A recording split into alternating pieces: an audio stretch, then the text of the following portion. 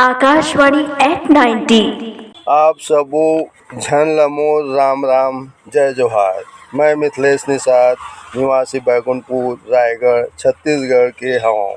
संगवारी मन मैं लगभग 10-15 साल ले रेडियो सुनत हूँ। अब ये रेडियो हर ही मोर मनोरंजन और ज्ञान के साथी है। ये काबर की ये रेडियो में सुघर लोकगीत, लोक संगीत, देश विदेश के समाचार और खेती किसानी के गोट, भक्ति संगीत और फिल्मी संगीत के खजाना है। बिहनियों ले सुनत मानस गान और सुरो करो अपन काम ला। रेडियो यानी आकाशवाणी रायगढ़ अतक सुंदर कार्यक्रम प्रसारण पर रायगढ़ के आकाशवाणी ला धन्यवाद और हार्दिक बधाई। राम राम जय जोहार।